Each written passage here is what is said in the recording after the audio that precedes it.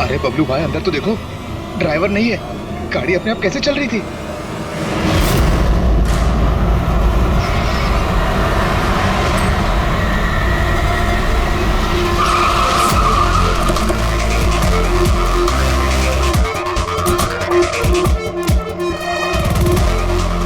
सलाम साहब। क्या बात है? एक्सीडेंट के केस में सीआईडी को बुलाया तुम लोगों ने? सर मुझे लगा है नॉर्मल एक्सीडेंट नहीं है, इसीलिए। क्यों? ऐसा क्यों लग रहा? सर आइए खुद ही देख लीजिए, आइए।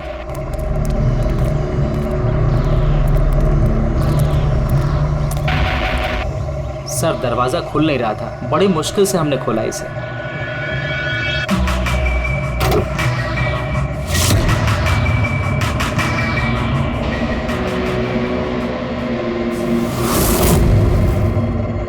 ये पहले किसने देखा? सर इन लोगों ने। मैं देखता हूँ। किसने देखा था पहले? क्या हुआ था? सर ऐसा पहले कभी देखा ही नहीं। गाड़ी में ड्राइवर नहीं था सर। गाड़ी में ड्राइवर नहीं था, गाड़ी अपने आप चल रही थी। अरे यार साफ साफ बताओ भाई। हाँ सर, गाड़ी में ड्राइवर नहीं दिखाई दिया और गाड़ी जाके सीधे पेड़ से टकरा गई। अरे क्या बात कर रहे हो? गाड़ी के अंदर ड्राइवर है, मना पड़ा है। नहीं सर, सच में गाड़ी में ड्राइवर नहीं था, नहीं तो ये गाड़ी मेरी भी गाड़ी को टकराते हुए बच गई। लाश की हालत से तो लगता है कि गाड़ी काफी स्पीड पे थी। सर गाड़ी बहुत स्लो थी, लेकिन इतनी स्लो में कोई मर कैसे सकता है? गाड़ी भी ऑटोमेटिक है, हर चीज ऑटोमेटिक है, सेफ्टी डिवाइस भी ठीक है।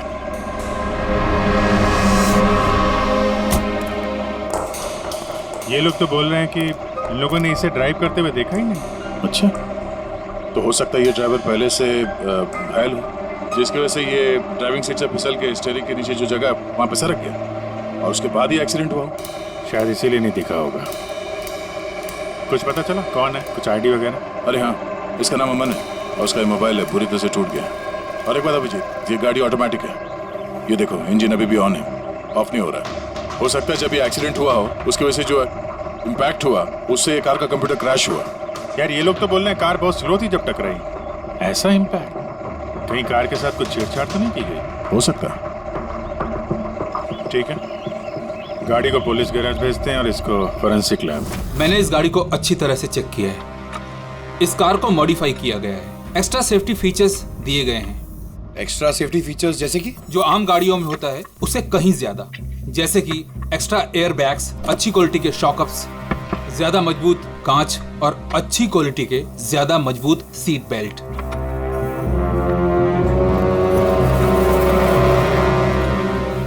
ये देखो, nicotine patch. Nicotine patch?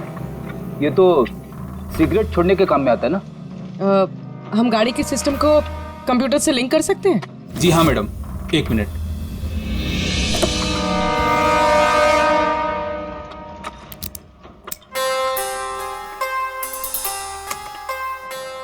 Ma'am, किसी ने सेटिंग चेंज किया है। कार के सॉफ्टवेयर को हैक किया गया है। खिड़की के कांच से लेकर ब्रेक तक सब कुछ कोई और कंट्रोल कर रहा था। अगर सब कुछ कोई और कंट्रोल कर रहा था, फिर हादसे के बाद इंजन उसने बंद क्यों नहीं किया? टक्कर की वजह से कार का वायरलेस सिस्टम डैमेज हो गया था, इसलिए कार बंद नहीं हुई। गाड़ी को हैक किया गया? मतलब ये एक्सीडेंट नहीं है, ये तो मर्डर है।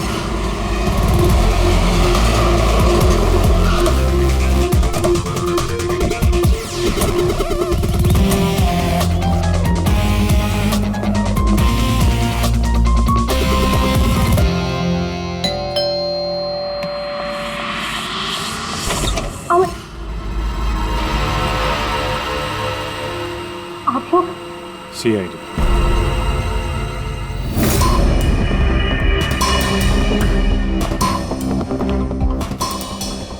इस आदमी पर कोई टैंकर चढ़ गया था क्या? सारी की सारी हड्डियां टूट गई हैं। कोई टैंकर वैंकर नहीं चढ़ा था इसके ऊपर साउंड के। एक छोटा सा एक्सीडेंट हुआ था यार, छोटा सा, और वो भी किसी ने करवाया था। आपके पति अमन का एक्सीडेंट हुआ है और वो नहीं रहे। आपको कैसे पता? अमन को कार नहीं चलानी चाहिए थी, वो कभी कार नहीं चलाता था सर, क्योंकि उसे पता था कि छोटा सा झटका भी उसकी जान ले सकता है। पर आप लोग, मेरा मतलब है कि सीआईडी यहाँ पे। जी, क्योंकि हमें लगता है कि उनका खून हुआ है। खून? पर ऐसे कैसे हो सकता है सर? एक्सीडेंट से पहले तो अमन मुझसे फोन पे बात कर रहा था, हम दोनों फोन पे बात कर रहे थे कि अचानक फोन कट हो गया। मैंने बहुत ट्राई किया लेकिन फोन नहीं मिला। मैं समझ गई थी कि कुछ तो ठीक नहीं है। अमन कभी भी खुद गाड़ी ले जाकर इतना बड़ा जोखिम नहीं उठा सकता था। खुद ड्राइव नहीं करता है तो ड्राइव कौन करता है? सर, हमारा एक ड्राइवर है। कहाँ वो ड्राइवर कहाँ है अभी? उसकी तबीयत खराब थी इसलिए वो छुट्टी पर है। कहीं उस ड्राइवर ने तो कुछ गड़बड़ नहीं की गाड़ी में? नहीं सर, हमारा ड्राइवर बहुत ही भरोसेमंद इंसान है, वो ऐसा कभी नहीं कर सकता। पिछले 15 साल से वो हमारे लिए कार चला रहा है। सर, इसके शरीर पर 7 जगह हड्डियों के टुकड़े टुकड़े हो गए, 43 जगह हेयरलाइन फ्रैक्चर्स हैं और 21 जगह माइन्यूट फ्रैक्चर्स हैं। और हैरानी की बात तो ये है कि इसके पहले भी इसके शरीर पर बहुत सारे फ्रैक्चर्स हो चुके थे जो अब हील हो गए। बस इन हड्डियों के टूटने की वजह से इसके शरीर के नाजुक अंग जैसे हार्ट, फेफड़े, ये सब डैमेज हो गए और मौत भी शायद इसी वजह से हुई है। साळुंखे, ये जो निशान है स्क्वेरिश, ये कैसे निशान है? बस ये निकोटिन पैचेस के निशान है। इसके शरीर पे बहुत ज्यादा है। इसे सिगरेट पीने की लत थी और वो इसे छोड़ना चाह रहा था। Nicotine patches? अच्छा।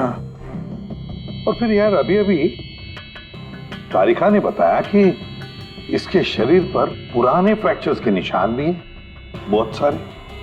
ये पुराने फ्रैक्चर्स का क्या मतलब हो सकता है? अमन को ड्राइविंग तो आती थी ना? हाँ सर। तो फिर जोखिम किस बात का? अमन मेरे या आपकी तरह नहीं था सर। छोटे से छोटा झटका भी इसकी जान ले सकता था।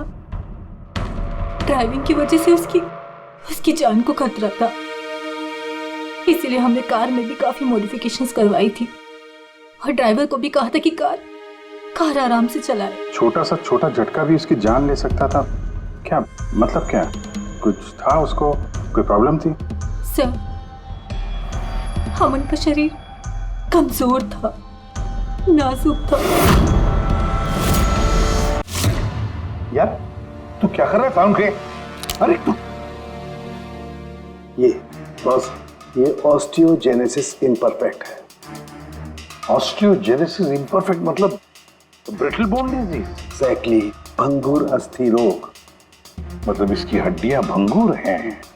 और इसीलिए बॉस, इसकी हड्डियों को अगर जरा सा भी झटका लगे तो चकनाचूर हो सकती है। 25 से ज्यादा बार उसके फ्रैक्चर्स हो चुके थे। हमेशा खतरा रहता था उस पे। मुझसे जितना हो सके मैं उसकी सुरक्षा का ख्याल रखती थी ताकि उसे कोई झटका ना लगे। घर में, कार में हमेशा उसकी सुरक्षा का ध्यान रखती थी। यहाँ तक कि जब अमन को पता चला कि सिगरेट पीने से हड्डियाँ कमजोर होती है तो अमन ने पूरी कोशिश की सिगरेट छोड़ने की। तभी इतने मामूली एक्सीडेंट से भी ये हाल हो गया था शरीर का। लेकिन वो अचानक गाड़ी लेके कहाँ गया था? सर, मुझे नहीं पता, लेकिन जब वो अकेला गाड़ी लेकर चला गया तो मुझे उसकी बहुत चिंता हुई और मैंने अमन को फोन किया। हेलो अमन।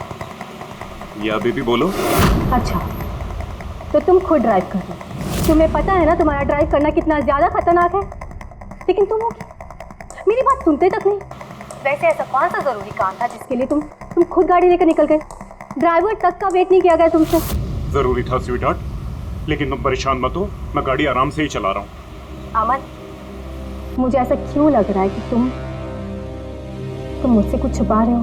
देखो सुप्रीति, मैं मानता हूँ कि मैं सारी बातें तुमसे शेयर नहीं कर पा रहा, लेकिन इसका मतलब ये नहीं कि तुम उल झेलुल बातें सोचने लग जाओ। है कुछ प्रॉब्लम्स, मैं उन्हें सॉल्व कर लूँ, फिर तुम्हें सब कुछ बता दूंगा। प्रॉब्लम्स? तुम अभी क्यों नहीं बता सकते मुझे? क्योंकि ये सब खतरनाक है, वो लोग बहुत खतरनाक हैं, मैं तुम्हें नहीं बता सकता। खतरनाक लोग? Oh no. अमन, हेलो। कौन सा प्रॉब्लम? और ये किन खतरनाक लोगों की बात कर रहे थे? वो कुछ पता है आपको? सर, मैं कुछ नहीं जानती। अमन की किसी से कोई दुश्मनी, कोई बिजनेस राइवलरी वगैरह? इस बारे में मुझे कुछ भी पता नहीं, लेकिन हाँ, मयंक और नेहा आपकी शायद कुछ मदद कर सकते हैं। मयंक और नेहा? ये कौन है ये लोग? मयंक पेशे से एक वकील है और अमन का दोस्त भी, और नेहा अमन की सेक्रेटरी थी। अच्छा, ये मयंक का ऑफिस कहाँ है? अमन सर का खून? आप मैं नेहा, अमन सर की सेक्रेटरी। लेकिन अमन की मौत तो एक्सीडेंट में हुई है ना? जी, मौत तो एक्सीडेंट में हुई है, लेकिन एक्सीडेंट अपने आप नहीं हुआ है। करिए बताइए कि आप दोनों मिस्टर अमन को कब से जानते हो, मतलब कब से काम कर रहे हो उनके साथ? सालों से। हम लोग साथ में काम ही नहीं करते थे, बल्कि बहुत अच्छे दोस्त भी थे। अमन की बीमारी की वजह से ज़्यादातर बिजनेस वगैरह मैं ही हैंडल करता था। और नेहा जी आप? सिर्फ मैं और मयंक सर ही तो थे, अमन सर का पूरा बिजनेस संभालते थे। वैसे बिजनेस क्या है उनका? इन्वेस्टमेंट का बिजनेस है। हम लोग अलग अलग कंपनीज में पैसे लगाते थे और जब वो कंपनीज में मुनाफा होने लगे तो अपना परसेंटेज वापस ले लेते थे। ऐसी 50 कंपनीज है जहाँ पर पैसे लगाए थे अमन में। किस तरह का कंपनीज में इन्वेस्ट करते थे? वैसे तो कई सारी कंपनीज में पैसे लगाए थे, लेकिन उनकी सबसे ज़्यादा दिलचस्पी 20-30 फार्मास्यूटिकल्स कंपनीज में थी। फार्मा कंपनी या दवाइयों की कंपनी? जी, ये कंपनीज बहुत नुकसान में चल रही थी, लेकिन आपको तो पता ही होगा अमन की बीमारी के बारे में। और ये कंपनीज उसी बीमारी का इलाज निकालने की कोशिश कर रही थी, और अमन का सपना था कि इस बीमारी का इलाज संभव हो जाएगा तो किसी और को वो तकलीफ नहीं उठानी पड़ेगी जो उसे थी।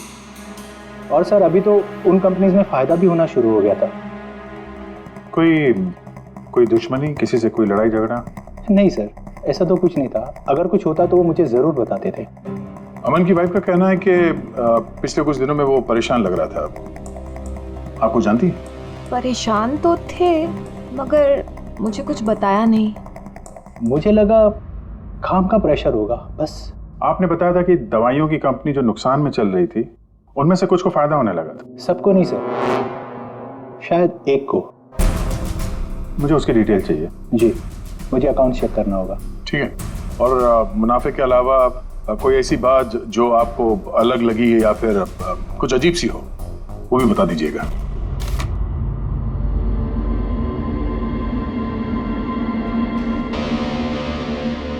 ये जादव है सर, अमन का ड्राइवर। काफी परेशान लग रहा है वो। देखते हैं।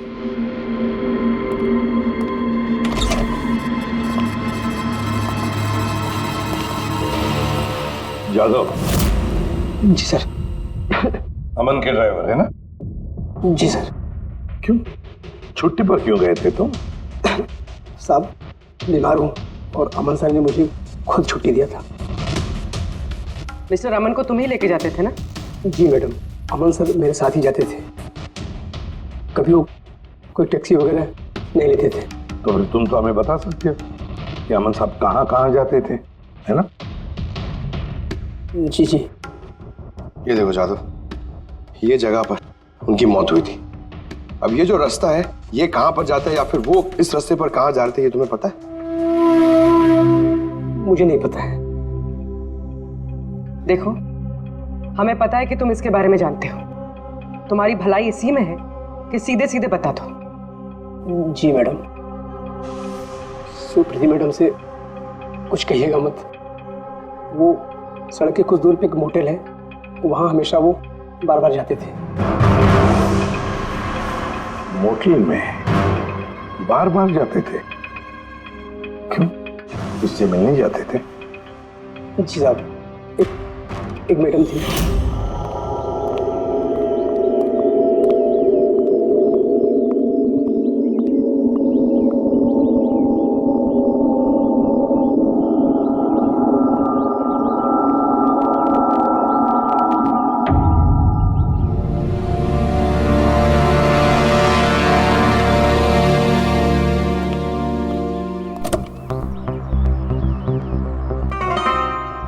सुन जादव, ये जो कुछ भी तुमने देखा, इस बारे में किसी से कुछ मत कहना, सुप्रीति भाभी से भी नहीं, समझे? ओके? जी सर।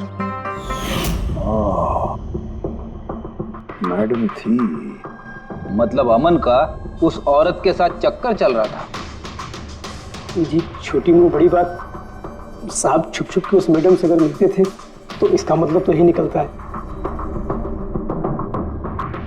अमन उस औरत से मिलने जा रहा था जब यह हादसा हुआ। तो हो सकता है वो औरत अब भी वहीं पर हो, उसी मोटल में। चलकर मिलना पड़ेगा इस औरत से।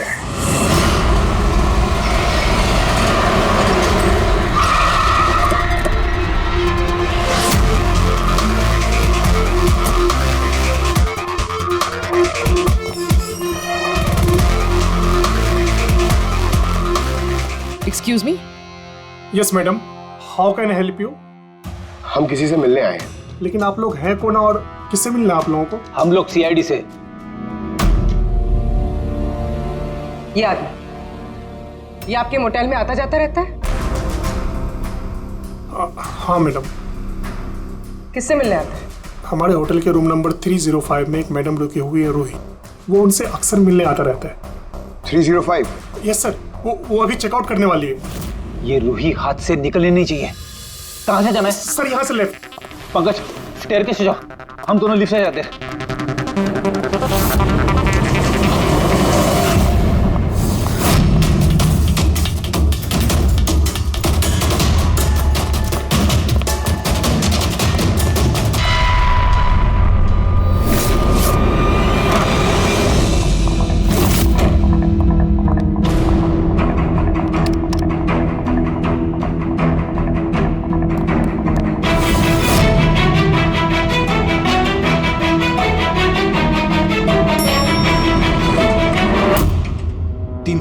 सर उतर।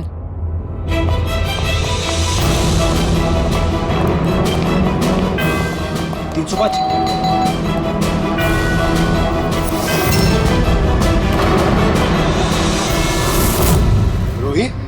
नो। रुको। पूर्वी! रूही, मुझे मत मारो, मुझे मत मारो प्लीज।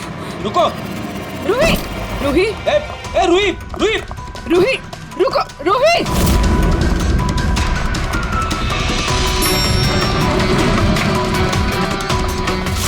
रुक जा। रूही, रुको। रुक जा। रूही, मार दो मुझे, लेकिन तुम लोग भी बच नहीं पाओगे। तुम लोगों का सच सबके सामने आ ही जाएगा। सच? कौन सा सच?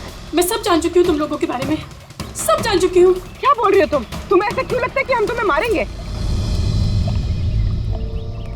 आओ। कौन सा सच? रूही, हम सीआईडी से। सीआईडी? चलो मान लिया रूही कि तुमने कुछ नहीं किया, लेकिन अगर तुमने कुछ नहीं किया तो वहां से भागी क्यों? मुझे लगा कि ये लोग मुझे मारने आए हैं। इसका मतलब कोई है जो तुम्हें मारना चाहता है? जी, वही लोग जिन्हें हम एक्सपोज करने वाले थे। उनके खिलाफ हमारे पास सारे सबूत थे। कौन लोग और कैसे सबूत? हाँ, बताओ।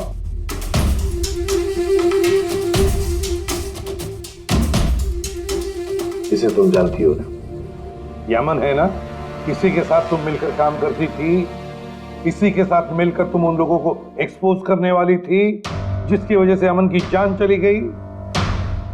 देखो रूही, अब शायद तुम्हारा नंबर है, वो लोग तुम्हें मारेंगे। सर मैं मरना नहीं चाहती, मैं मरना नहीं चाहती सर। तो फिर बताओ जल्दी, कौन लोग हैं वो? उनका राज छुपाने से वो तुम्हें छोड़ेंगे नहीं।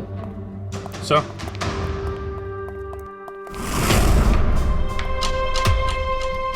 रूही, ये लो पानी पी लो, पियो। और मैंने जो कहा ठंडे दिमाग से सोचो, अपने बारे में सोचना जरूर। मैं आता हूं।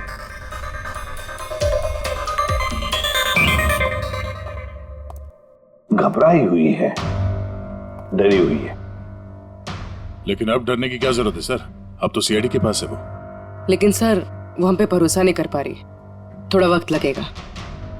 से जो अमन का वकील है मयांक, उससे क्या पता चला? सर अमन ने बहुत सारी दवाई की कंपनियों में पैसा लगाया था, लेकिन वो सब की सब घाटे में चल रही थी। एक कंपनी है जिसने अभी अभी फाइनली फायदा करना शुरू किया था, CRM फार्मास्यूटिकल। और सर ताजुब की बात यह है कि अमन ने पिछले हफ्ते ही इस कंपनी के साथ जितने भी डीलिंग्स है वो सब तोड़ दिए, और मयंक भी इस बात से काफी हैरान था। वही तो समझ में नहीं आ रहा है कि इस अमन ने जब ये कंपनी लॉस में जा रही थी तब उसके साथ तो डील नहीं तोड़ा, और जब ये कंपनी प्रॉफिट कर रही है तब डील तोड़ने जा रहा है। और सर वो मयंक से कभी कोई बात छुपाता नहीं था, उसने ये बात मयंक को बताई भी नहीं। हाँ सर, मयंक ने उसका भरोसा तोड़ दिया होगा सर।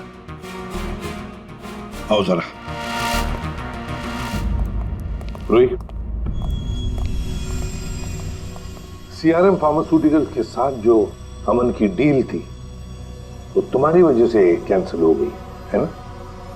वरना उसके पास ऐसी कोई वजह तो थी नहीं। अब सच सच बता दो कि डील तुमने क्यों तोड़वाई? क्योंकि उसने मेरे भाई का खून किया।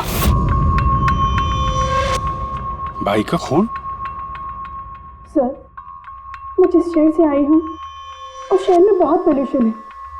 मेरे भाई को पोल्यूशन से बहुत एलर्जी थी, उसे सांस लेने में बहुत तकलीफ होती थी।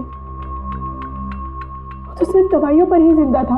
एक मिनट, और वो दवाइयाँ थी CRM फार्मास्यूटिकल कंपनी की, हैं? जी सर, और सबकी सब नकली थी। मेरे भाई के ऊपर कोई असर ही नहीं कर रही थी, और ये बात हमें बहुत लेट पता चली और मेरे भाई की जान चली गई। तुम्हें कैसे पता चला कि वो दवाई नकली थी? सर, मैं खुद एक प्राइवेट कंपनी में केमिस्ट हूँ। जब ये दवाइयाँ मेरे भाई पर असर ही नहीं कर रही थी तो मुझे शक हुआ कि क्या बात हो सकती है। तो मैंने उन दवाइयों को खुद से टेस्ट किया और मेरा शक बिल्कुल सही निकला। सारी दवाइयाँ नकली थी। नकली थी मतलब? सर, हर एक दवाई एक खास केमिकल से बनती है, और जिस दवाई की मेरे भाई को जरूरत थी वो केमिकल तो उस दवाई में था ही नहीं, जिसकी वजह से वो दवा उस पर असर भी नहीं कर रही थी। और अमन इस कंपनी में एक इन्वेस्टर था। जी सर, इसलिए मैं उससे मिलने भी गई थी, लेकिन वहां जाके पता चला कि इसमें तो उसका हाथ है ही नहीं, और उसने मुझसे प्रॉमिस किया कि वो मेरी इसमें मदद करेगा। अरे सर, आप यहाँ कैसे? कोई काम था क्या? हाँ, ये मेरी असिस्टेंट रूही है। हेलो। इसे देखना था कि दवाइयाँ कैसे बनती हैं। देख सकते हैं? कैसी बात कर रहे हैं सर? आपको कैसे मना कर सकते हैं? आइए मैं दिखा देता हूँ आपको। एक काम कीजिए, आप मेरे साथ बॉस के यहाँ चलिए, रूही अपने आप देख लेगी। रूही तुम जाओ। मैं आइए। एक मिनट सर, ज्यादा आगे मत जाना, आप यहीं तक देखना। आइए सर, मैं लेकर चलता हूँ। आप आइए। आइए सर।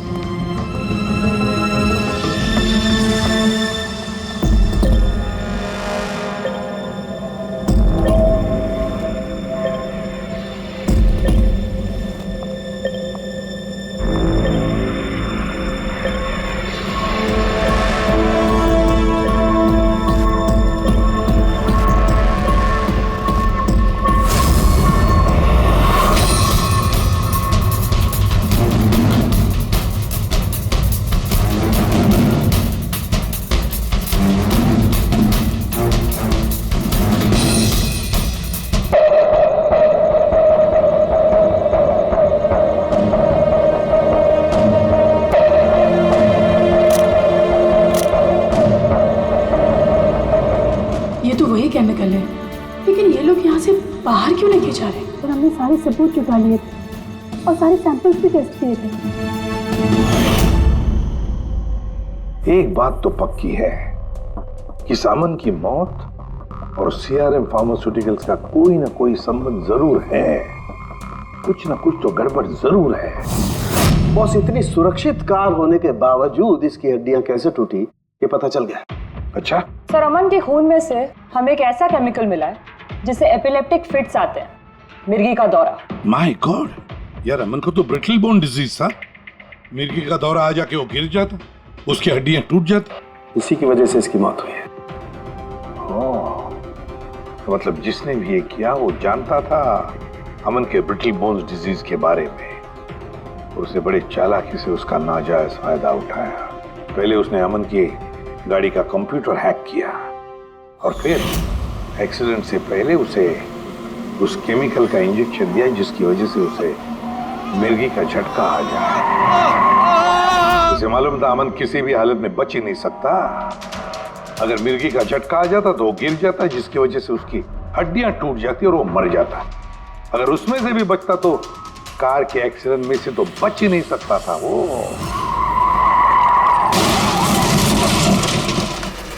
समझ कि मिर्गी का दौरा पड़ने वाला जो ड्रग है कितनी देर बाद असर करता है?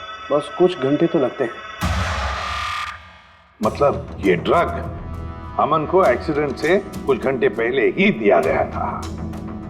सर कहीं ऐसा तो नहीं कि किसी ने इसे नींद में इंजेक्शन दे दिया हो सकता है। बस एक काम करते हैं, इस अमन की बॉडी को फिर से एक बार अच्छी तरह से चेक करते हैं, देखते हैं कहीं कोई इंजेक्शन का निशान तो नहीं है। तारिका? Yes sir. अच्छा साहब की सीआरएम कंपनी की नकली दवा के बारे में क्या पता चला? बॉस उन नकली दवाइयों में एम्फेड्रिन नहीं है। ओह, मतलब रूही सही कह रही थी। सर ये कुछ केमिकल्स की लिस्ट है जो सीआरएम कंपनी ने पिछले महीने मंगाई थी। माय गॉड बॉस, इसमें तो वो केमिकल सबसे ज्यादा मात्रा में जो सीआरएम की दवाई में होना चाहिए था, 500 गैलन। 500 गैलन तो बहुत बड़ी गड़बड़ है, बहुत ही बड़ी गड़बड़ है। पंकज, अभिजीत और दया से कहो कि सीआरएम कंपनी में जाए और वहां से मुझे फोन करें। और फ्रेडी, तुम और पूर्वी अमन के घर जाओ और पता लगाओ एक्सीडेंट के दिन अमन से कौन कौन मिलने आया था। इंजेक्शन? सर अमन तो इंजेक्शन से बहुत डरता था। ऐसा हो ही नहीं सकता कि वो खुद को इंजेक्शन लगा ले। अपने आप नहीं लगवाया होगा तो किसी डॉक्टर से लगवाया होगा। नहीं सर, अमन तो इंजेक्शन के नाम से कोसों दूर भागता था और उसकी हेल्थ बिल्कुल ठीक थी। अगर कोई भी प्रॉब्लम होती तो वो कम से कम मुझे बताता। किसी और से नहीं लगवाया, खुद नहीं लगाया, तो फिर वो केमिकल उसके खून में पहुंचा कैसे? अच्छा बता सकती है, घर से निकलने से पहले अमन किस किस से मिला? मयंक और नेहा आई थी उससे मिलने। और हाँ मैम, एक आदमी आया था अचानक से, जसवंत। जसवंत? ये जसवंत कौन है? जी जसवंत सीआरएम कंपनी का सीईओ है और अमन ने उसकी कंपनी में पैसे इन्वेस्ट किए थे।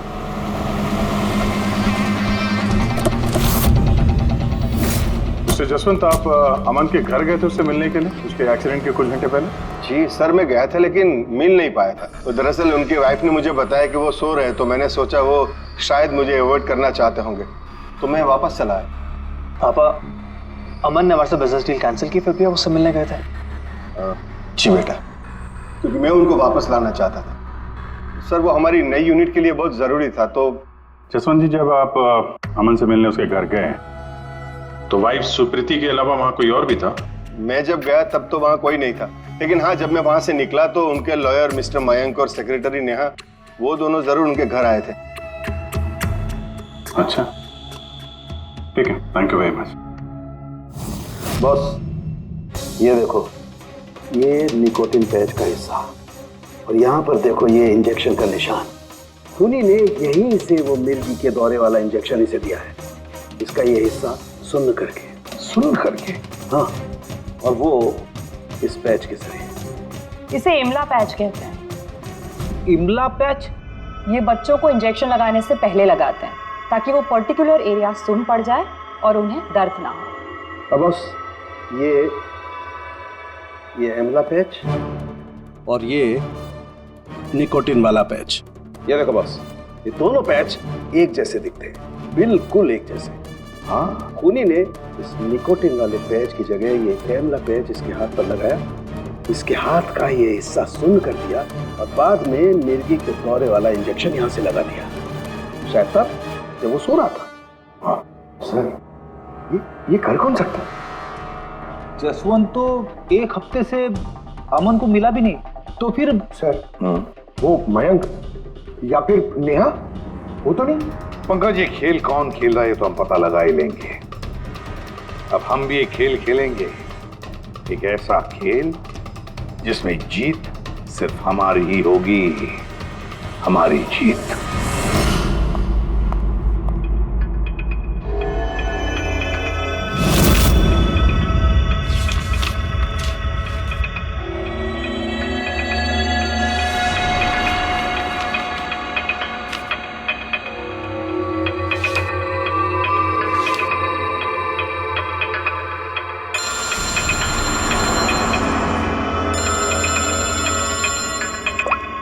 हेलो, मेरा कुरियर तो तुम तक पहुंच गया होगा। कौन है तुम? और ये सब मुझे क्यों भेजा है?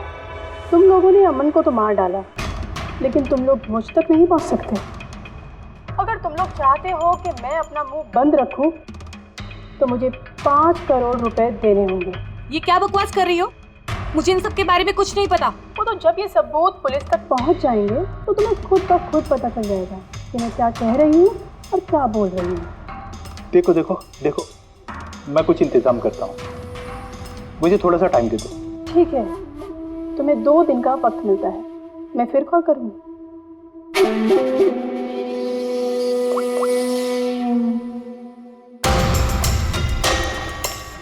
तो मास्टरमाइंड ये मयंक है।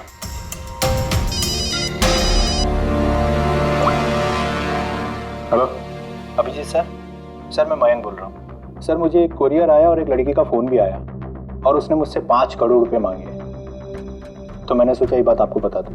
नहीं, बहुत अच्छा किया तुमने, मैं देखता हूँ। Thanks. Thank you so much. Mayank का फ़ोन था।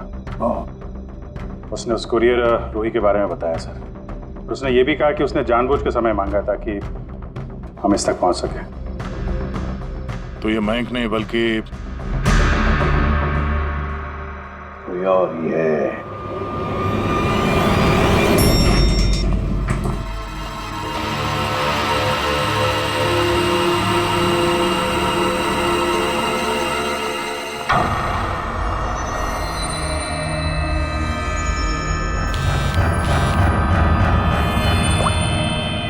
हाँ सर। पूरी इसने यहाँ पर नजर रखी है ना तुमने? हाँ सर, वो अभी अभी यहाँ से निकली है। कड़ी नजर रखना पूर्वी, बिल्कुल कड़ी नजर। अपनी नजरों से ओझल मत होने देना उसे। ये नेहा ही हमें उस खूनी तक पहुंचाएगी। सर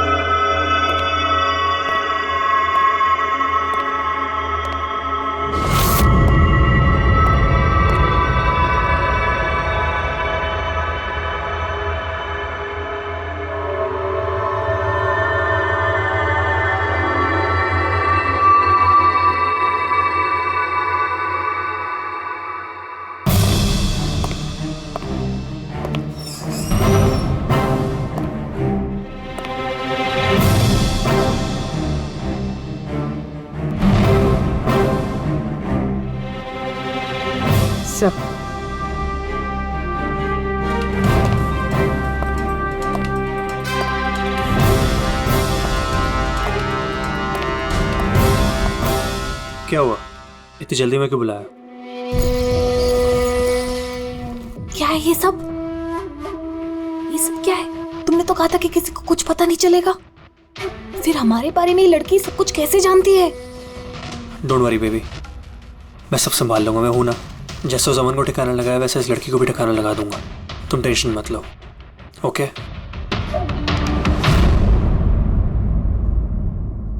पहले हमसे तो निपट लो। You are under arrest, Mr. Ashwin.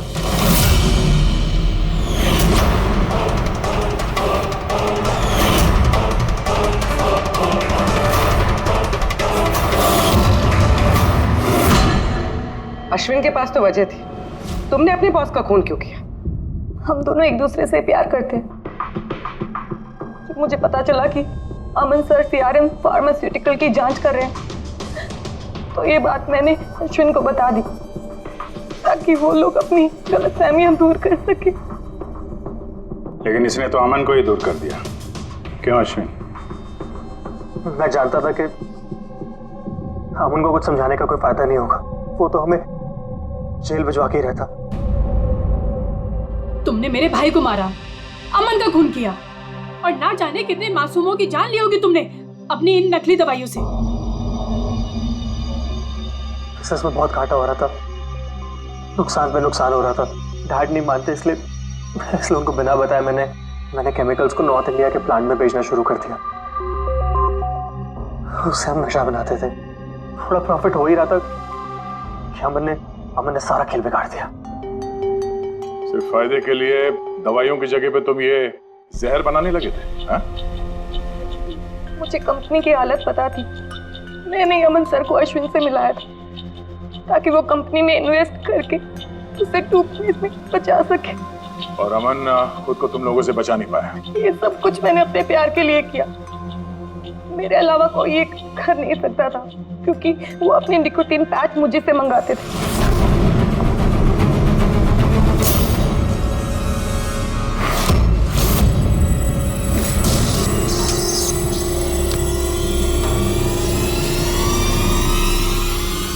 उसके अगले दिन जब हम अमन के घर पर गए, अरे आप ही गए? पर अमन तो सो रहे हैं, अगर कुछ इम्पोर्टेंट काम है तो मैं जगा देती हूँ। नहीं कोई बात नहीं, हम इंतजार करेंगे। ओके, तो मैं अभी आती हूँ।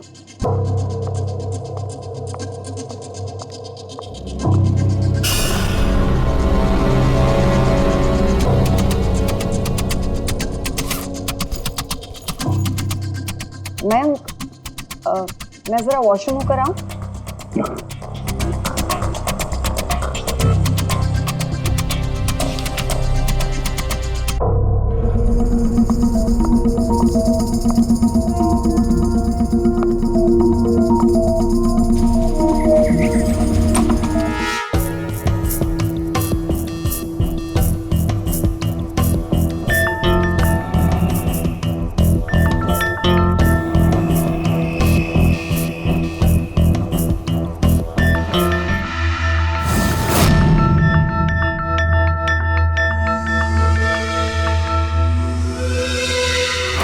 और वो दौरा उसकी कमजोर हड्डियों के लिए जानलेवा बन गया।